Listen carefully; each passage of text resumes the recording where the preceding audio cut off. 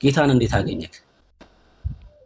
ያገኘሁት ከብዙ ከኦርቶዶክስ አስተምሮ በኋላ 15 ዓመት በቆሎ ትምህርት ቆይቼ መጽሐፍ ቅዱስን ሀጀ ገብታ ያውቅም አላውቅም። ቅዱስ ትምህርትና የኛ ትምህርት ተቃራኒ ነው ለኦርቶዶክስ። ጌታ አንዱ ዓለም ሰላም፣ እንኳን ደህና መጡ። ሰላም ጤና ይስጥልኝ። እንዴት ናችሁ? እግዚአብሔር ይመስገን። ከየት ቤተ እምነት ነው? አሁን እንኳን ፕሮቴስታንት ነኝ። አሁን ቪዲዮ የምሰራው ሰው ነህ? አዎ። እሺ፣ እንኳን ጌታ ረዳክ፣ ደስ ብሎኛል። እንኳን ጌታ አገኘክ። አሜን። በጣም ደስ ብሎኛል። አሜን። በኢትዮጵያ ኦርቶዶክስ ያሉትን የድግምት አሰራሮች በተደጋጋሚ በቪዲዮ ስትሰራ አይቻለሁ። አዎ፣ እየሰራው ነው። ምን ትለናለህ አሁን በዛ ላይ ስላለው አሰራር? አዎ፣ መናፍስታዊ አሰራር ነው ብዬ ነው እኔ እዛ ላይ አስቀምጨዋለሁ። ብዙን እያለፋችሁ ካያችሁት ሁሉንም ከመንፈስ ቅዱስ አይደለም፣ ከመንፈስ ርኩስ ነው እንጂ ከመንፈስ ቅዱስ አይደለም እያስቀመጥኩላቸው ነው። ትናንትናም እነ ቢኒያም ሽታዬ ምናምን ሁሉ ደው እንትን ላይ ገብተን እንደው ስንጨቃጭቅና መሸ ነው። እነሱ በፍጹም ከመንፈስ ቅዱስ ነው እንጂ ከመንፈስ ርኩስ አይደለም እያሉ ነው መልስ የሚሰጡኝ። አዎ፣ ለምሳሌ ክብረ ነው አውደ ነገስትን አውጥተህ ታሳይ አይቻለሁ። እኔ ጋርም አለ። ለምሳሌ የ12ቱ ወራት ኮከብ አቆጣጠር፣ ከዛ ደግሞ ከነ አገዳደፉ ምናምን የሚናገረው መጽሐፍ እኔ ጋርም አለ። በቪዲዮ ስታሳየውም አይቻለሁ። አሁን እነዚህ መጽሐፍቶች በቤተክርስቲያኒቷ በር ላይ ነው የሚሸጡት። የጥንቆላ መጽሐፍቶች ናቸው፣ የድግምት የሚሰራባቸው መጽሐፍቶች ናቸውና በእርግጥ በቤተክርስቲያኒቷ ማተሚያ ቤት የታተመ መጽሐፍ ባይሆንም ማለት ነው። በቤተክርስቲያኒቷ ማተሚያ ቤት የታተመ መጽሐፍ ባይሆንም በቤተክርስቲያኒቱ በኢትዮጵያ ኦርቶዶክስ ቤተክርስቲያን በሮች ላይ ግን የሚሸጡ መጽሐፍቶች ናቸውና እነዚህ መጽሐፍቶችም ደግሞ የሚጠቀሙባቸው መርጌታ የሆኑ ሰዎች ናቸውና ምን ትላለህ ስለዚህ? አሁን በቤተክርስቲያን በር ብቻ ሳይሆን በንዋየ ቅድሳት ስም ተመዝግቦ እየተሸጠ ነው። መዝግበውታል። ጥበብ ነው ብለው ማለት ነው። ሰለሞናዊ ነክ ነው ብለው አስገብተውት በንዋየ ቅድሳት ስም እየተሸጠ ነው ያለው። ብዙ አይነት መጽሐፍ አለ። አሁን አውደ ነገስት ማለት ብዙ ሰው ስለሚያውቃት የመጀመሪያዋ ስለሆነች ነው እሷን የጠቀስኳት እንጂ ከአውደ ነገስት በፊትም ውስጥ አሉ መጽሐፍቶች አሉ። ብዙ አጋንንታዊ ስራ ያለባቸው መጽሐፍቶች አሉ። አሁን ግን እሱንም በንዋየ ቅድሳት ስም እየተሸጠ ነው። ውስጥ ላይ ገብቶ ተፈቅዶለት እንዲሸጥ ተደርጓል። እናንተ አካባቢ ላይ ወንጌል እየሰራክ ነው? ብዙ ማለት የሰሜኑ አካባቢ ወንጌል በደንብ ሊሰራበት የሚገባ አካባቢ ነው ብዬ አምናለሁ። በጣም ስለ ኢየሱስ መነገር አለበት ብዬ አምናለሁ። እዛ አካባቢ ከሆንክ ወንጌል እየተሰራ ነው? እዛ አካባቢ ለካህናቶቹ ለዲያቆናቱ ወንጌል እየተነገረ ነው? አዎ፣ አይ በብዛት በዛኛው አገልግሎት ስለቆየሁኝ እኔ ከዛ ቤተ እምነት ላይ ከወጣሁኝ ብዙ ነገሮች ጫና ስለደረሱብኝ እኔ አሁን አዲስ አበባ ነው ያለሁት። ለመሰለ እዛ ቦታ ላይ አሁን ወንጌል ተስፋፋም ወንጌልን ተቃዋሚ ብዙ ስለሆነ ለኛ ማስጊ ሆኖ አሁን እኔ አዲስ አበባ ነው ያለሁት። ለመሰለ ብዙዎቹ አሁን ይሄን ነገር ስለ መጽሐፈ ቅዱሳዊ ነገር ስናወራ ሌላ ነገር የምናወራ ነው የሚመስላቸው። ለነሱ የሚስማማቸው አውደ ነገስትን የመሰለ ነገር ሲያወሯቸው ይሄኛው አይመቻቸውም። ስለዚህ በዛ ውስጥ ቤተ እምነት ሆነን መጽሐፈ ቅዱስን ታፍነን ስላለ ነው እኔ አሁን ወደዚህ ወደ አዲስ አበባ መጥቼ ያለሁት። እዚህ ነው ያለሁት፣ አዲስ አበባ ነው ያለሁት። እሺ፣ የመጨረሻ ጥያቄ ይሁንና ሌላ ሰው እንድንቀበል። አንድ ቀን አኬ ላይቭ ላይ ስለ ህቡ ስሞች ሲናገር ሰምቻለሁ። በድፍረት እነዚህን ህቡ ስሞች አትጥሯቸው እያለ ሲናገር ሰምቻለሁ። ህቡ ስሞች ደግሞ በድርሳነ ሚካኤል ላይ አለ፣ በጸሎተ ባርቶስ ላይ አለ፣ በድርሳነ ገብርኤል ላይ በተለያዩ መጽሐፍቶች ላይ ህቡ ስሞች አሉና እነዚህ ስሞች የአምላክ ስም ተብለው ነው የሚታወቁት። ለምሳሌ ሰረኖስ ሰ አሁን ይሄ ስም የኢየሱስ ስም ነው ተብሎ ነው በባርቶስ መጽሐፍ ላይ የተጻፈው። ሰረኖስ ክርስቲያኖስ ሰረኖስ ሰ እንደዚህ እያለ ነው የሚሄደው እና እነዚህ ስሞች ለድግምት ይጠቀሙበታል። ምን ትላለህ እዚህ ላይ? እነሱ ማለት የእግዚአብሔር ስም መሆናቸውን በእርግጥ አስማት ነው የሚለው አሁን እሱ ላይ አለ ድርሳነ ሚካኤል ላይ ሂዳር ላይ አለ። ሂዳር 12 ላይ የምናነበው ነበር። እሱ ራሱ አሁን ሂዳር ሚካኤል ላይ ካለው እንትን አለ ስልህ ከዚህ ከመጽሐፈ ቅዱሱ ውጭ ነው ሳየው። ህቡዕ ስሙ የተባሉትም አሉ የተቀላቀሉም ሌሎችንም ነገር በፈጠራ የሚነገር ነገርም አለ የተጻፈ አለ። ለምሳሌ አሁን ድርሳነ ሚካኤልን ህቡዕ ስሙን ከማስገበታችን በፊት ድርሳነ ሚካኤልን ማን ነው የጻፈው የሚል ጥያቄ አለኝ ራሱ እኔ። እሺ ህቡዕ ስሙን ይሁን ግን አይደለም ብዬ ነው የምለው እኔ በብዛት አይደለም። ህቡዕ ስሙን ተወውና ድርሳነ ሚካኤልና ድርሳነ ገብርኤል ብሎ ያስቀመጠልን ሰውዬ ማን ነው? ከምን ተነስቶ ነው? ወይስ ራሱ መልአኩ ነው የጻፈልን ሰውዬ ማን ነው? ነው ማረጋጋጫቸው ምንድነው? የህቡዕ ስሙ መሆናቸው በምን ይታወቃል? መጽሐፍ ቅዱስ ላይ ያለው አለ። አሁን ለምሳሌ መጽሐፍ ቅዱስ ላይ አሌፍ ቤት ጋሜል ዳሌት ሄ ዋው ዛይ ሄት ጤት ዮድ ካፍ ላሜር ኖን ሳምኬት ኤፌ ጻዴ ቆፍሬ ሳንታው የሚለው መጽሐፍ ቅዱሳዊ ነው። ከነዚህ ውጭ ያለው ከየት ነው የመጣው? ማን ነው የፈጠረው?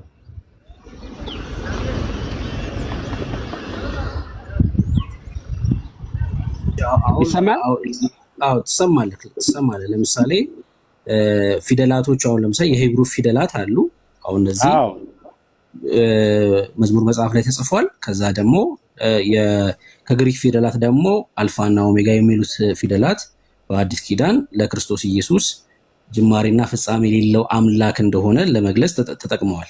ከዛ ውጭ ግን በጣም ብዙ የሂብሩ ፊደላት ናቸው ተብለው ወይ ደግሞ በሂብሩ የአምላክ ስሞች ናቸው ተብለው የማይታወቁ ቃላቶች ግን ተጽፏል። በጣም ለምሳሌ አውጥቼ አነባለሁ።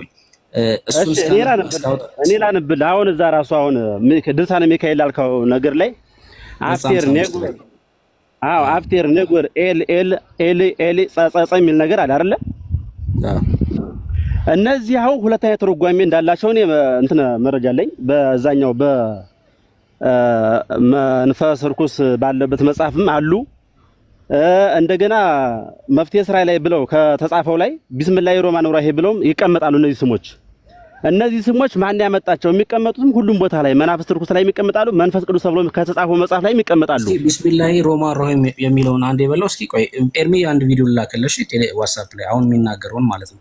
አንዴ ደግሞ አንዴ በለው አንዴ እሱ እንትን ላይ አለ። አሁን ይሄ መናፍስት ርኩስ ላይ ያልኩህ ውስጥ የሚሸጡ መጽሐፍቶች አሉ። ቢስሚላሂ ሮማን ራሂልና ኤል አላ ፔል ኤልፓፓን እያለ የሚሄድ ነገር አለ። ይሄ አሁን እኔ የእግዚአብሔር ስም ነው ብዬ እንትን አልልም፣ ወይም ደግሞ ስም አምላክ ነው አይደለም አልለውም። ስም አምላክ ለመሆኑ ምንድነው ማረጋገጫችን?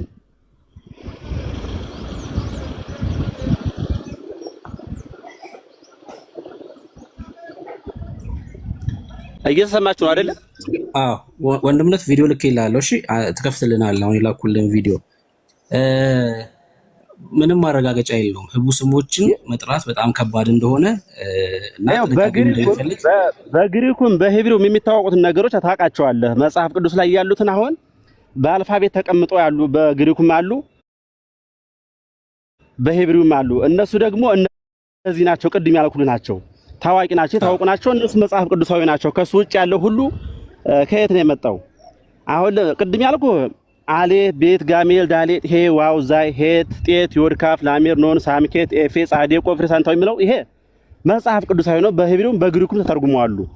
እነዚህ ደግሞ መጽሐፍ ቅዱሳዊ ከሆነ እነህኞቹ ከየት መጡ?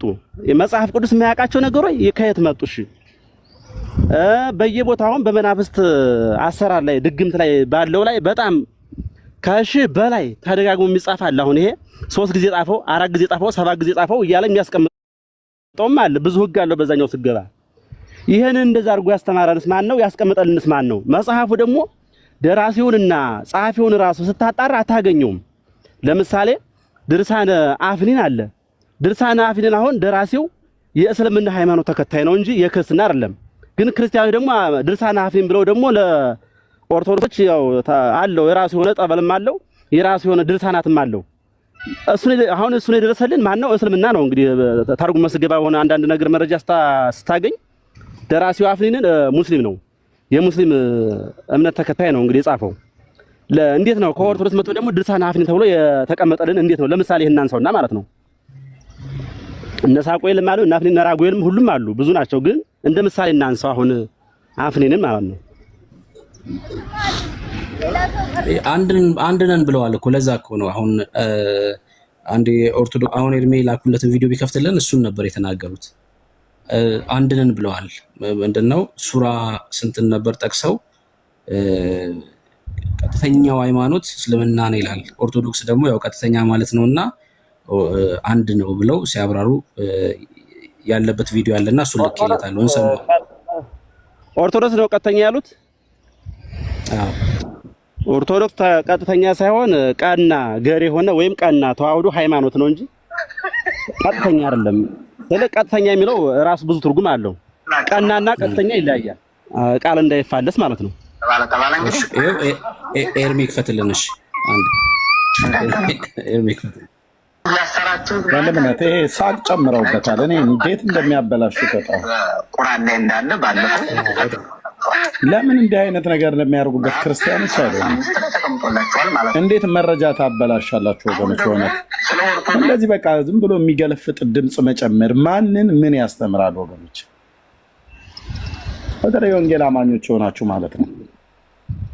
በቃ የእንስሳ ድምፅ፣ የሰው ድምፅ ከበስተኋላ የምታስገቡት ደግሞ ባክግራውንድ እኮ ሲደረግ እንደው ትንሽዬ እንዲሰማ ሆኖ የባክግራውንዱ ላይ የምጨምሩት ድምፅ አናሳ ሆኖ የሚናገረው ድምፅ ከፍ ያለ መሆን አለበት። እናንተ ባክግራውንድ ትሉትና የሰውየው ድምፅ ይታፈናል። የሳቅና የስላቅ አይነት ነው የሚታየው ማለት ነው። ይህንን እዛ ከኦርቶዶክስ የለቃቀማችሁት ነው። አታድርጉ እንደዚህ። በእውነት የወንጌል አማኞች ከሆናችሁ እንደዚህ የምታደርጉት አታድርጉ። ባክግራውንድ ካደረጋችሁትም ባክግራውንዱን ድምፁን ቀንሱት ፕሊዝ። እንዴት ብለን እንስማው ይሄን የመሰለ መረጃ?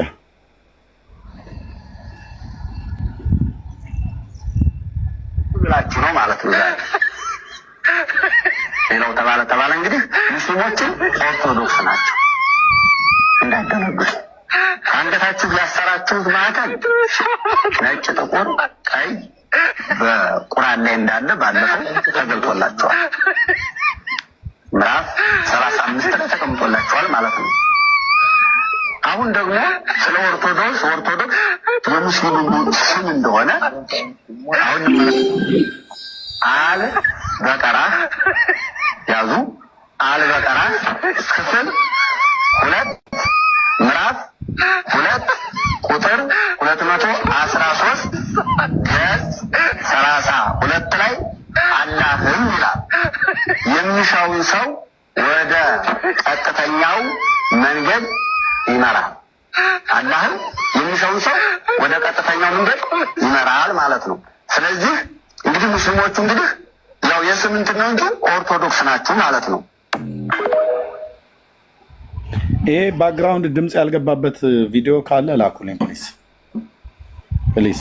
እንደው የወንጌል አማኞች ሆናችሁ እንደዚህ አይነት ቪዲዮ ስታገኙ ወይ ለኛ በውስጥ ሼር አድርጉን። በመጀመሪያ ባክግራውንድ ድምፅ ሳጨምሩበት ማለት ነው። እኔ በጣም ጥሩ መረጃ ነው ግን በቃ ኤኒዌይ እሺ ወንድምነት ቴንኪው ቀጥል።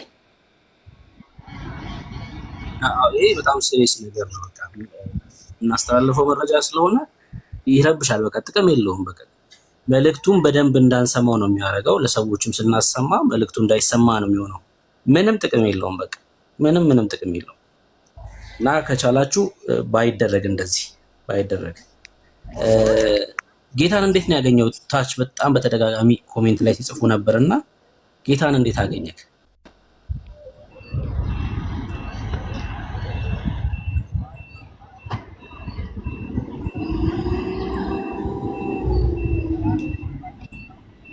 አለክ መርጌታ እንዳለው ኦኬ እኔን ነው። እሺ ጌታን ያገኘሁት ከብዙ ከኦርቶዶክስ አስተምሮ በኋላ ነው የሚያያቸውን ስርዓቶችና በእርግጥ እኔ 15 ዓመት በቆሎ ትምህርት ቆይቼ መጽሐፍ ቅዱስን ሀጀ ገብቶ አያውቅም፣ አላውቀውም። ያው እየቆነጣጠልን ሌላ ነገር እንደምንማር መስተጋብ፣ ዝማሬ፣ መዋሥዕ፣ ክሰት፣ ቅኔ፣ ድጓ እያልን የምንማረው ከሱ አንዳንድ ቃልም ተቆንጥሎ ቢወጣ ከሀጀ ገብቶ አያውቅም። በዛን ሰዓት ስንማር የምናካሄደው ስርዓት ከውስጥ ያለው ስርዓት ከህገ እግዚአብሔር ጋር ይፋጭብኛል። ሲጋጭብኝ እኔ እስኪ ይሄ ነገር ከተማርነው ውጭ ሌላ መጽሐፍ ቅዱስን ላንብብ ብዬ ነው እንግዲህ የክርስቶስን ትምህርት ማጥናት የጀመርኩት። ከ15 ዓመት በኋላ ነው መጽሐፍ ቅዱስ ከእጅ ከገባ በኋላ ነው ስርዓቱና ህጉን ስጠራጠረው ላንብብ ብዬ ሳነብ ነው እንግዲህ ክርስቶስ ኢየሱስ ከኛ ከምንማረው ህግ ውጭ እንደሆነ እኛ የምንማረው ሌላ ነገር እንደሆነ ሁሉ የተረዳሁት ማለት ነው። ራስነ መጽሐፍ ቅዱስን ማንበበ በቃ እውነቱን የተረዳኸው ማለት ነው። አዎ ራሴ ነኝ። እኔ ማንም ሰው ጋር አይደለም እንትን ብሎኝ አይደለም። 15 ዓመት ግን መጽሐፍ ቅዱስን ለአንድም ጊዜ የማንበቡ ድል አልነበረም ማለት ነው። የለኝም። ሀጅ ገብቶ አያውቅም። ሲጀመርም እዛ ቤተክርስቲያን ቢኖር ራሱ ሉቃስ ወንጌል እናነባለን። በቃ የምናነበውን ራሱ የሚረዳህ የለ አንብበን ለህጉ ስርዓቱም እንዳይቀር ቅዳሴ ስርዓት ላይ ዘመነ ማርቆስ ዘመነ ሉቃስ ብሎ ይነበብ የለ እሱን አነበብን። ሌላ ነገር የለም አናነብም። የምናነበው አንዳንድ ጥቅሶችን ጠቀስ አድርጎ ለመሄድ ብቻ ነው ህጉን እንዳይቀር የሚለው ነገር ነው እንጂ በደንብ አንብበነው የለ። ሲጀመር መጽሐፈ ቅዱስ ትምህርትና የኛ ትምህርት ተቃራኒ ነው። ለኦርቶዶክስ ተቃራኒ ነው የሚሆንብን። እሺ 15 ዓመት አሁን ስማር መጽሐፍ ቅዱስን አንብቤ አላውቅም አለና አሁን ከታች እንዴት ምናምን ሊያስብል ይችላል አይደል? አዎ ልደተ ቃል የፖስት ያደረገውን ቪዲዮ አይተከዋል። 30 ዓመት አገልግሏል ሰውየው እና አንድ ቀን መጽሐፍ ቅዱስ አንብባ መጽሐፍ ቅዱስ የላቸውም ሲጀምር ሰውየው ማለት ነው። ራሱ ልደተ ቃል መጽሐፍ ቅዱስ ሲያድል ፖስት ያደረገው ነው ራሱ አናግረው። አይታችሁታል እሱን ቪዲዮ ምናልባት? አዎ እኔ አይቼዋለሁኝ። እንደኔ ነው፣ ተመሳሳይ ነው። የብዙዎች ታሪክ ነው ማለት እንችላለን። አዎ የብዙዎች ታሪክ ነው። መጽሐፈ ቅዱስ በእኛ በኦርቶዶክስ ተቃራኒ ስለሚሆንብን ልናነበው አንፈልግም። ሲጀመር በዛ ሰዓት ብታነበውም ራሱ ሰው እንድታነበው የሚያበረታታ የለም እንዲያስተውህ እንጂ ማለት ነው። ተቃራኒ ነው። ሲጀመር መጽሐፈ ቅዱስ መሰረት መሆኗን እያወቀ ሁሉም ሰው እሱን ለህዝብ ሊያስተምር ሊያስረዳ አይችልም፣ አይፈልግም። ሌላ ታምር፣ ወንጌል፣ ገድል ምናምን ይሄ ከመጽሐፈ ቅዱስ ውጭ ሆኖ ነገሮች አሉ። እነሱን ነው ማውራት የምንፈልገው ማለት ነው። በዛ ሰዓት ጎበዝ የሚያስብሉህም እነሱ ስለሆኑ በዛ ሆነ እነሱን ነው የምናነበው ለህዝብ የምናሰማው ማለት ነው። እሺ ባሰማ ደስ ይለኛል። ይሄኛውን አንድ እሱ ፖስት ያደረገውን አንተ አሁን የተናገርከው ስህተት እንዳልሆነ የተለመደ እንደሆነ እንዲያዩት ስለፈለኩኝ ነው። አዎ ቀጥል አንተ ሐሳብን እኔ አሰማለሁ። እንዴ ከፍተዋለሁ እና ተቃራኒ ነው። ከኛ ከተማርነው ትምህርት መጽሐፍ ቅዱስ ስናየው በጣም አዲሳችን ነው ለኛ። በጣም ምንም አይገናኝም። በብዛት እዛ ጋኛ የምንማረው ሰው የጻፈውን ለዛውም ሰው ቢታወቅ ራሱ አንዳንዱ መጽሐፍ ላይ የጻፈው ሰው ራሱ ቢታወቅ እንኳን አሪፍ ነበረ። እንደው ከለጥፎት ነው ደርሶት ነው ተብሎ ቢያንስ በሱስ ምን ይዘዋለን። ደራሲውም ያልታወቀውን ራሱ ሸመጠን ለመያዝ በቃ ያለን ትግል እንደዛ ነው እንጂ መጽሐፈ ቅዱስ ምንም ነገር የለም እኛ ጋር የለም፣ አይታወቅም። ኦርቶዶክስ ምንም አታውቅም፣ መጽሐፍ ቅዱስን አታውቀውም፣ አትፈልገውም መሰለኝ። ምክንያቱም ከስርዓቱ ጋርና ከህጉ ጋር ስለሚጋጭባት ምንም ነገር አትፈልገውም። ኦርቶዶክስ አታነቡም፣ አትፈልገውም። እኔ በጣም አሁን እየመረረኝ ያለው ለምንድን ነው የሚል ነው። ለምንድን ነው የማትፈልግበት ምክንያት የሚል ጥያቄ ይፈጠርብኛል። ስል ደግሞ ብዙ ነገሮች የሚቀሩ አሉ። አሁን መጽሐፈ ቅዱስን ሁሉ ቢጠቀም ብዙ ነገሮች አሉ የሚቀሩ፣ ለካህኑ ለቄሱም ሆነ ለደፍተራው ለሁሉም የሚቀር ጥቅም አለ።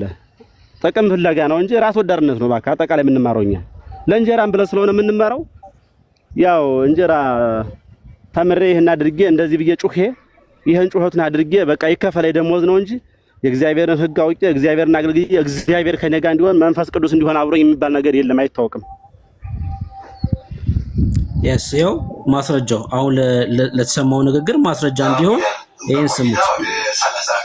ሰላም ይያለው ሰላም እግዚአብሔር ይመስገን። እዚህ ቅዱስ ዑራኤል ቤተክርስቲያን ምን ያህል ጊዜ ያገለገሉ? በቆይታ ወደ 31 ዓመት። እዚህ ቅዱስ ዑራኤል ቤተክርስቲያን ለምን ያህል ጊዜ ያገለገሉ? ለ31 ዓመት። እሺ ቀጥሉ። 13 ዓመት። መጽሐፍ ቅዱስ አለ የለኝም። መጽሐፍ ቅዱስ ቢኖርስ ምን ይሰማል?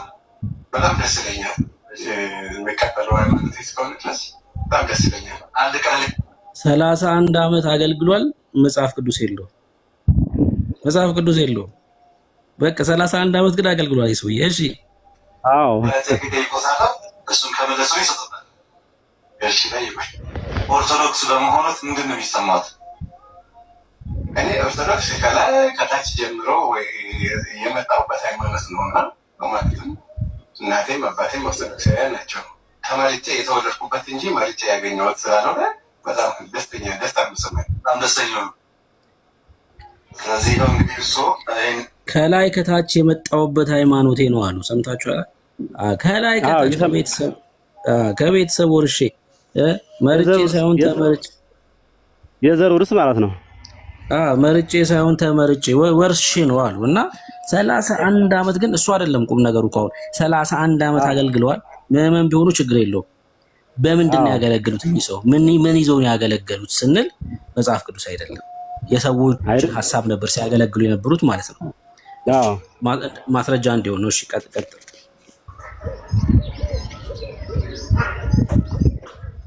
ቀጥል መሪ። እኔ ልቀጥል? አዎ ቀጥል። አይ የተናገርከው እውነት እንደሆነ ለማሳየት ስለፈለኩ።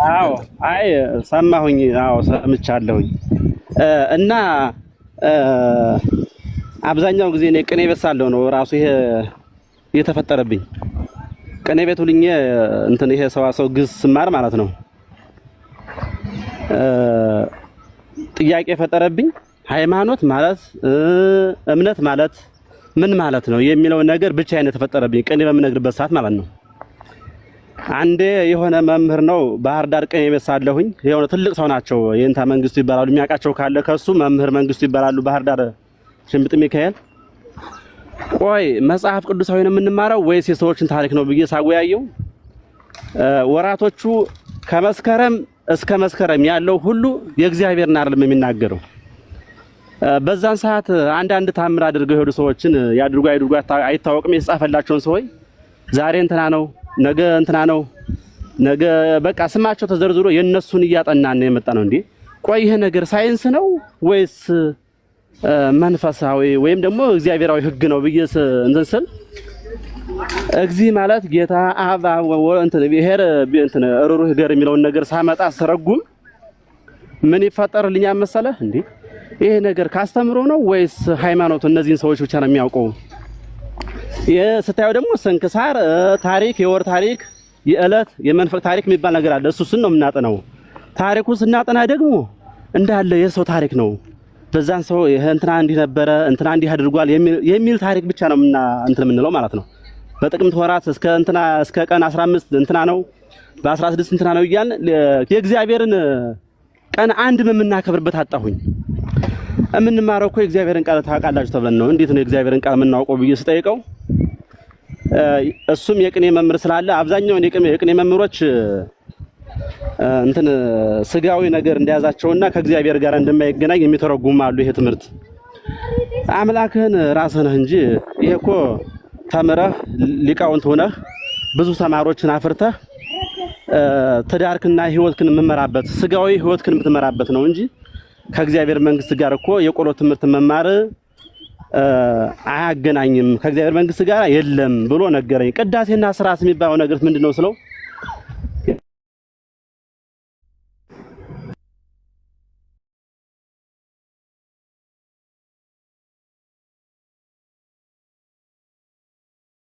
የተቋረጠው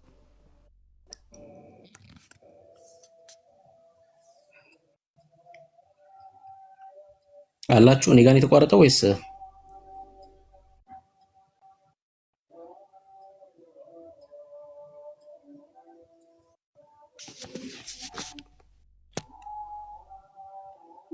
እሺ ሰማለሁ። እኔ ሰማለሁ እሱ ጋር ነው አይደል? እሺ አው ቀደም ያሰማዋቸው ሰውዬ ቪዲዮ 31 ዓመት እና እንደገና ደግሞ በሌላ ዘርፍ ደግሞ 13 ዓመት 44 ዓመት ነው ያገለገሉት። ሌላም ሰው እንደዚሁ 20 ዓመት አገልግሏል። እሱ መጽሐፍ ቅዱስ የለውም። በቃ ተመልከቱ፣ እንደዚህ ነው በቃ አጠቃላይ 44 ዓመት አገልግሎት ማለት ነው። ለ44 ዓመት የሆነ አገልግሎት ማለት ነው። መጽሐፍ ቅዱስ የላቸውም መጽሐፍ ቅዱስ። ከዛ ቀጥሎም ያለው ቪዲዮ ደግሞ ለ20 ዓመት ያገለገለ ሰው ነው።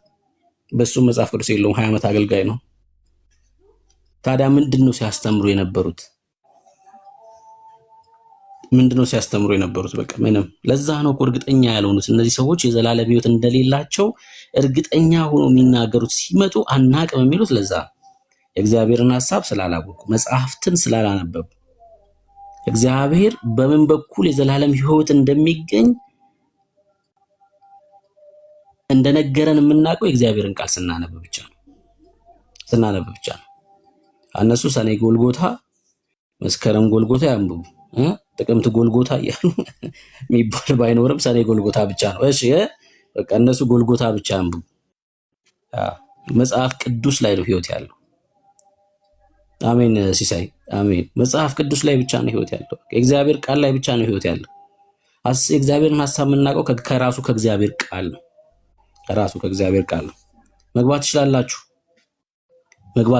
እሺ በተነሳው ርዕስ ላይ ማውራት የምትችሉ ኦርቶዶክሳውያን መግባት ትችላላችሁ።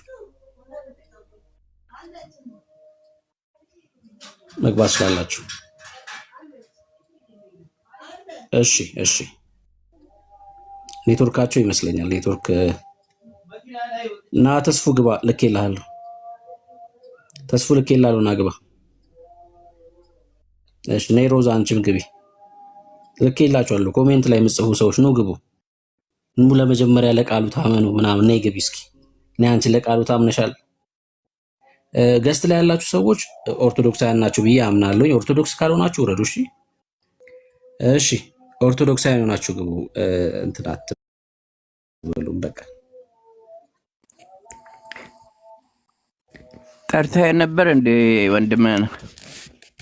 ወይ በሌ አይ ሰላም አላልክም አይደል? ይመስለኛል ሰላም አላልኩም። አሁን እድሜ እያለ ልል ነበር። ያው እንግዲህ ተጋፍቶ መግባት እንዳለ መሀል እንዳላቋርጥ ብዬ ነው። ምናልባት ዲቤቱን ልቦን ለመስበር እንደዚህ እሱም ጠይቆ ሆነ እነሱም እየጠየቁ ሊዋሹ ይችላሉና ያው በዛ አጋጣሚ ወንጌል ለመስበክ ራስን አዘጋጅ ብዬ ፌስቡክ ላይም ለጥፍ ያለው ዳጊንም ናፍቀነዋል እንኳን ደህና መጣ። እና እንግዲህ ጀግኖቻችን በርቱ። እግዚአብሔር ትልቅ ስራ እየሰራ ነው በእናንተ።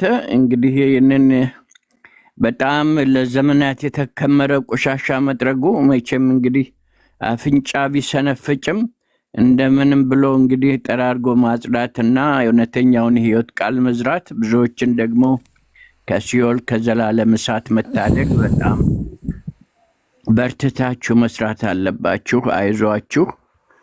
እንግዲህ በጸሎት እናግዛችኋለን። እናንተ በርቱ። ይሄንን ነው ማለት እንፈልገው። ግን ትንሽ ነገር ለመጨመር እኔ አሁን እያየሁ የመጣሁት ልክ እንደዚህ የሆነ የጣሊያን ማፊያ የሚባሉ አሉ። ልክ እንደዛ በቃ የራሳቸውን ጥቅም ለማግኘት አይናቸውን ጨፍነው በስግብግብነት ዝም ብለው የሚጋልቡት ግልቢያ እንጂ አንዲት ነገር እንኳን እውነት ያዙ እንዳልሆኑ ለህዝቡም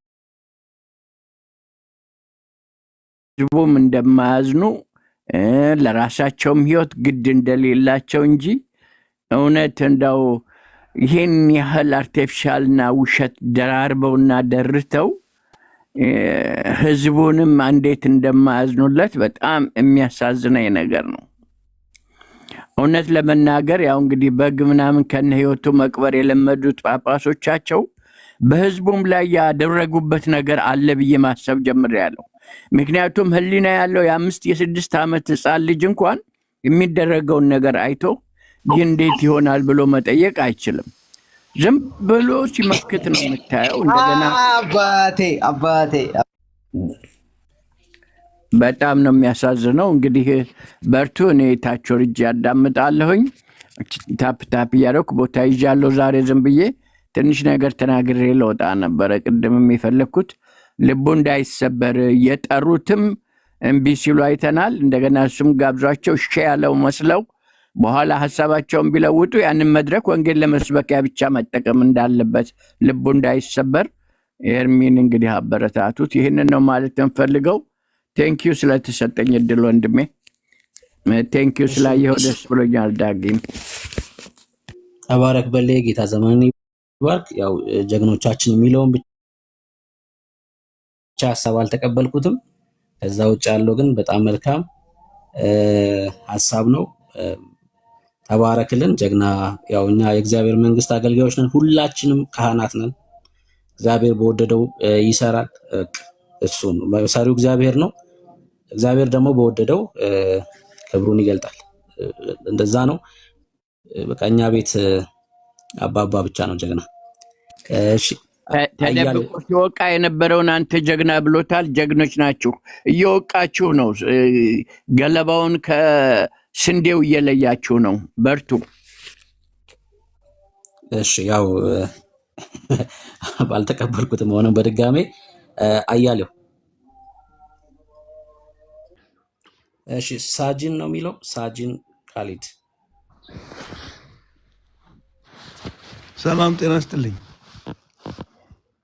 እንኳን ደህና መጣህ። እኔ ለጥያቄ ነው የገባሁት ለማወቅ ማለት ነው። ከየት ቤተ እምነት? ከሙስሊም። እሺ ርዕሳችን ኦርቶዶክስ ላይ ነው የዛሬው። ኦኬ እሺ። ምንድን ነው ግን ጥያቄ? አይ ጥያቄ እኔ ባጭሩ ስገልጽ ምንድን ነው፣ ለምሳሌ አንድ ሰው በህይወት ኖሮ ይሞታል።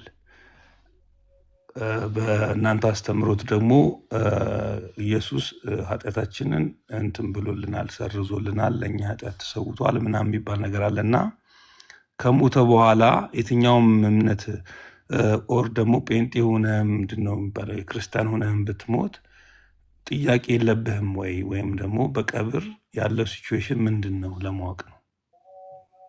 ድጋሚ አንዴ ጥያቄ እንድገማው አንዴ አጠር አድርገህ። ለምሳሌ ኢየሱስ ለእኛ ኃጢአት ሞቶልናል ይባላል በክርስትና አስተምሮት። እሺ እኔን የሚዩት ያደረኩት ወንድማችን በእስልምና ላይ ቤት ስንገባ ናና ጠይቅ። በእስልምና ላይ ቤት ስንገባ ናና ጠይቅ። አርእስቱ ለኦርቶዶክሳውያን ሆኖ ሳለ የጠየቀው ተገቢ ጥያቄም ቢሆን እዚህ ቤት እስልምናን በተመለከተ በጣም ብዙ ጊዜ ከ6 እስከ 8 ጊዜ ቤት ከፍቼ ቢያንስ በእነዚህ 2 ዓመት ውስጥ ጥሪ ሳድርግ አንድም ሙስሊም የሚመጣ የለም። አንድም አላህ እውነተኛ አምላክ ነው አይደለም? የዘላለም ሕይወት በእስልምና እንዴት ይታያል? የእስልምና አምላክ አላህ ብላችሁ የምትጠሩት እሱ እስራኤልን ከግብፅ ምድር ያወጣ ነው ወይ አይደለም ብሎ የሚል ጥያቄ በምጠይቅበት ሰዓት ላይ አንድም ሙስሊም አትመጡ። ለኦርቶዶክስ ጥያቄ በምናደርግ ሰዓት ላይ ግን ትመጣላችሁ ማለት ነው። ስለዚህ ይህን ጥያቄን በሌላ ቀን በቃ ፎሎ አድርገኝ ከሆነ ፎሎ ባክ መልስልሃለሁ። ይዘህናና ስናወራ አንተም አምላክህን እኛም አምላካችንን ስናወራ ያን እንመልስልሃለን ወንድሜ። አሁን በኦርቶዶክሳውያኑ ነው። ቅድምም ኦርቶዶክሳውያኑ ገብተው በአርዕስቱ ላይ መወያየት አልፈለጉም። አንተ ደግሞ ገብተህ አርዕስቱ ለኦርቶዶክሳውያን አደረግን። በጣም ብዙ ጊዜ ያው የሚናበብ መንፈስ እንዳላችሁ ነው የማየው። ስለዚህ በሌላ ቀን መተጠይቅ ወንድሜ። ቴንኪው። ምንም እንኳን ስለ ዘላለም ሕይወት ብጠይቀንም ዳይቨርት ለማድረግ ነው። ምናልባት አሁን በደንብ ብጠይቅህ እኔ ኦርቶዶክስ ትሆናለህ። ኦኬ። እና ይህንን ሀሳባችሁን በደንብ እናውቀዋለን። ሀሳባችሁን አንስተውም ብራዘር፣ እዚህ የብርሃን ልጆች ነው የተሰበሰብነው እና አርዕስቱ ላይ ማርያም በሁሉ ቦታ ትገኛለች ብሎ የሚለውን ክንፍ አላት ብሎ የሚለውን እስላም ብትሆን እንኳን በሌላ ቀን መተህ በጣም እንደው እግዚአብሔር ከፈቀደ ነገ ወይ ተነገ ወዲያ እገባለሁ። ስገባ ከእስላሞች ጋራ ከእስልምና ሃይማኖት ተከታይ ጋር ካላችሁ አቅም አለን ለማውራት እንፈልጋለን ብላችሁ ካላችሁ እስልምና አምላኩ እስራኤልን ከግብፅ ምድር መርቶ ያወጣ የእስላም አምላክ ነው ወይ ብዬ ነው ከዚህ ቤት እኔ ጥያቄ እየጠየኩ ያለሁት። ክሌም አድርጋችኋል። ዳዊት፣ ሙሴን ወይ ሞሼን በዕብራይስጥ ሙሳ፣ ዮናስን የኑስ፣ ሰለሞንን ሱለይማን እያላችሁ አብርሃምን ኢብራሂም ብላችሁ ስለጠራችሁ አብዛኞቹ ነቢያቶች 300 የሚሆኑ ነቢያቶች አሉ ብላችሁ ትላላችሁ። ከነዚህ መካከል አብዛኞቹ የእስራኤል ዘር ያላቸው ናቸው፣ አይሁዳውያን ናቸው።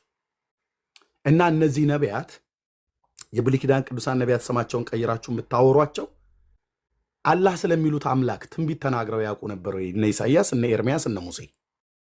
እሱም በማስረጃ ታወራላችሁ ከኔ ጋር ብሉይ ኪዳን ላይ ደጋግሜ በዚህ ጉዳይ ጠይቄያለሁ። እና ስለ ኦርቶዶክስ ስንጠይቅ ሙስሊሙ ብቅ ይልሃል። ስለ ሙስሊሙ ስንጠይቅ ኦርቶዶክሱ ይመጣሉ። ጌታ ኢየሱስ ምስክሬ ነው አልኳቸው። እየተናበቡ ነው መሰለኝ የሚሰሩት። አባናና ፋርፋ የሶሪያ ወንዞች አብራችሁ ነው እንደምትፈሱት። ኦርቶዶክሳውያን ስለ ኦርቶዶክስ ሲጠየቁ ኦርቶዶክሳውያን ነው። ሙስሊም ስለ ሙስሊም ሲጠየቅ ሙስሊሞች ነው መምጣት ያለባቸው። ቴንክ ዩ። እኛን አሁን እኛን ጠርታችሁ ሜት አድርግ ብራዘር፣ ምኑን ታመሰግናለህ? እታች ውረድ። እንደዚህ አይነት ስርዓት የለም። እታች ውረድ። ስለዚህ እኛን አሁን ስትጠይቁን እኛ ፔንቴዎቹን ስጠይቁን ፔንቴዎቹ ናቸው ይመጡት። ካቶሊክ አይመጣለን፣ ቡድሃ ሂንዱዝም አይመጣም። ፔንቴ ጠርጠህ ቡድሃ አይመጣለን። ኦኬ፣ ፔንቴም ፔንቴ ነው ይመጣው። እኔ ለኦርቶዶክስ ጥሪ ሳረግ ሙስሊሙ ብቅ ብለህ አላህ አክበር የምትለው ነገር ነው እዚህ አልገባ ብሎ ያለኝ። ለእስላሙ ጥሪ ሳረግ በስመ አብ ወወልድ ወመንፈስ ቅዱስ አሐዱ አምላክ ብለህ የምትመጣው ነገር ነው እኔማ አልገባ ብሎ ያለኝ።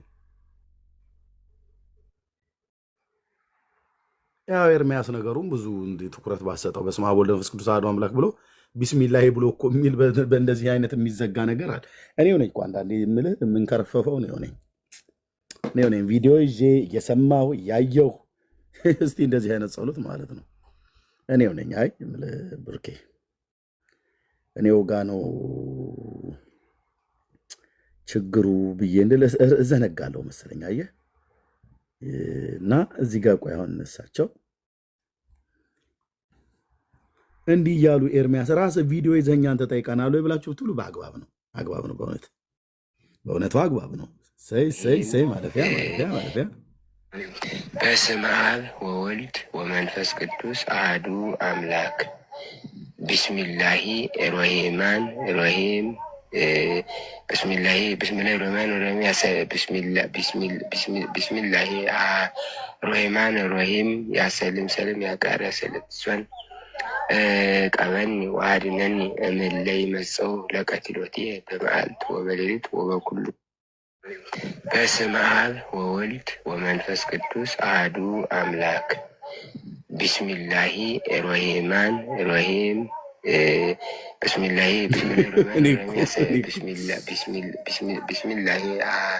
ሮሂማን ሮሂም። ኧረ ግድ የላችሁም እግዚኦ በሉ። 8ኛው ሺህ እኮ ገባ ብራዘር። ማለት 8ኛው ሺህ አልኩኝ፣ 10ኛው ሺህ ነው እንጂ 8ኛ ሺህማ ቆየ እኮ ከገባ አልፎ አሁን 10ኛው ሺህ ነው። ብቻ ወደዛ ልትቀጥለው ትችላለህ። ጉራማይሌ የጉራማይሌ ጸሎት ይህን ይልሃል። ግልጽ አይደለም እንዴ? ምንመናና ምንመናት ግልጽ አይደለም እንዴ? እንዲህ እኔ እኮ ነኝ እኔ አንዳንዴ የምዘነጋው ነገር ነው። አየህ ለካ እንዲህ እየተናበበልህ ነው። እቀበኒ ዋደነኒ ይልልሃል። በስመ አብ ወወልድ ወመንፈስ ቅዱስ አሐዱ አምላክ ብሎ ማለት ነው። በስመ አብ ወወልድ ወመንፈስ ቅዱስ አሐዱ አምላክ ቢስሚላሂ ሮሂማን ሮሂም። ቆይ ቀሲስ ጉራማይሌ ቆይ አንዴ ያቆዩት የያዙት ቀሲስ አባታቸው ጉራማይሌ አሁን ምንድን ነው የሚባለው? ይሄ በዕብራይስጥ ነው ይህንን ነገር የምናየው? በግሪክ ነው የምታየት ያለበት? በአራማይክ ቋንቋ ነው ወይስ በምንድን ነው የሚታይ? ይህንን የትኛው ፍርድ ቤት ነው የምናየው?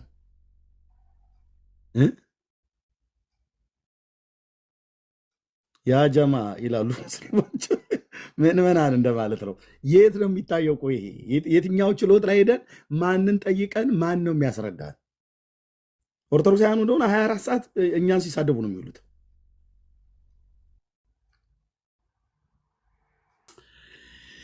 አቤቱ ጌታዬ፣ አቤቱ ጌታዬ፣ አቤቱ ጌታዬ፣ አቤቱ ጌታዬ። እኔ ሆነኝ እኮ አንዳንዴ ፈዝዝ ዝምልልህ እዚህ ቪዲዮ እያሰማው ሙስሊሙን ስጠራ ኦርቶዶክሱ ብቅ ይልህና አለው ይልሃል። ለሙስሊሙ አርዕስት ሳርግ ታየዋላችሁ፣ ይመጡልሃል ኦርቶዶክሳውያን ይገባሉ እና አለው ያው ምልህ እንግዲህ እኛ ከጥንትም እኛ ነን እናንተ እኮ ትናንት ነው የመጣችሁት ብሎ ይልሃል። ኦኬ ለኦርቶዶክሳውያን ጥሪ ሳርግ ደግሞ ይኸውልህ መጣል ጀማል እና ሰይዳ ብቅ ብቅ አሉ። ዳርያዝ ይልሃል ኤርሚያስ፣ ዳርያዝ ሰጠራህ ብቻ ና ታካሚ ግባ ተረኛ ሪሴፕሽን አስገቢ ብዬ ስል ከየት ሃይማኖት እንደሆነ የካርድ ቁጥር ያዝ በመጀመሪያ ማለት ነው። የምታስገቡ እንትን በሉ እንጂ እንዴት ነው መታወቂያ እያያችሁ ማነሽ ሪሴፕሽኒስት ተረኛ አስገቢ ብዬ ስል ጠይቂ እዛ ሪሴፕሽን ውስጡ ላይ አንዳንዴ መድኃኒቱ የምንሰጠው ይመስለኛል። ጠዋት 2 ዋጡ ብለን ያሉን አራት እያደረጉት መሰለኝ የተምታታባቸው። ፕሪስክሪፕሽኑን ተከተል። ዮሐንስ ወንጌል መጽሐፍ ምዕራፍ 3 ቁጥር 16 ነው ኪኒናው የጽድቅ ኪኒና ማለት ነው። እሱን ስጨርሰው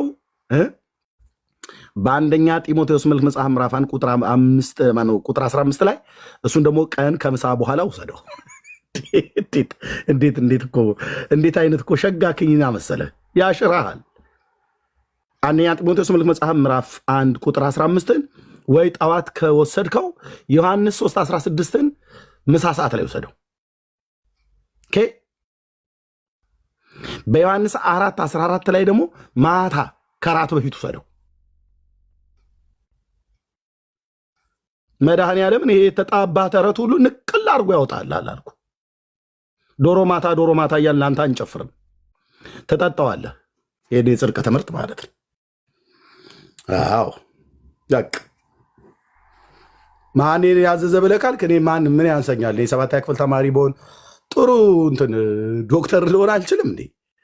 ዶክተሩ ኢየሱስ መድኃኒት የሆነው ጌታ ኢየሱስ የዓለም አዳኝ የሆነው ኢየሱስ እኔ ውስጥ ስላለ አዝዤልሃለሁ።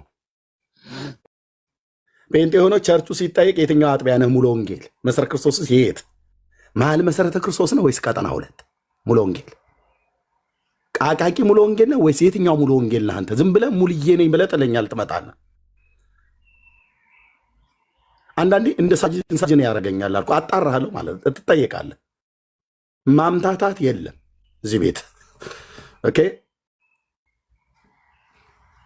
አይ ኤርሚኔ ከሙልዬ ነኝ በቃ ተቀበሌ ብለህ ብትል የትኛው ሙልዬ ሙሉ ወንጌል ሲያቆላምጥ ሙልዬ ይልልኛል በላት። ትሰየው ለእኔ ወንጌል ያደረሰችኝ ቤተክርስቲያን አይ ላቭ ዩ እግዚአብሔር ሕዝብ። አዎ ለእኔ ወንጌል የዳንኩበትን ወንጌል ይዛ የመጣች ቤተክርስቲያኖች ሙሉ ወንጌል።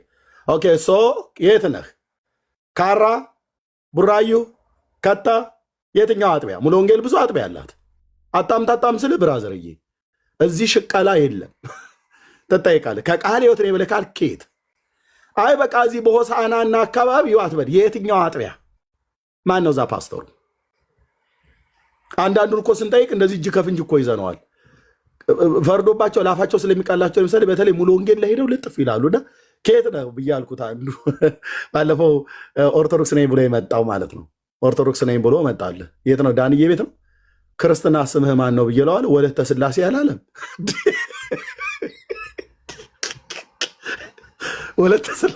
ወለተ ስላሴ እኮ በኦርቶዶክስ ቤተክርስቲያን ዲያቆን ስለነበርኩ ወለት ለሴት ነው። ማነ መሐመድ በርቶብሃል።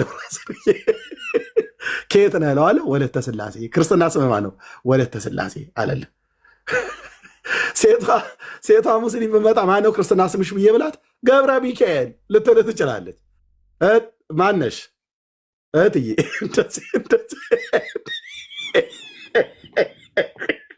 ገብረ ሚካኤል ሙስሊም እኮ ናት፣ ሙስሊም ናት። ከየት ነው እለዋለሁ። ከሙሉ ወንጌል። እውነትህን ነው። አጥቢያ ንገረኝ።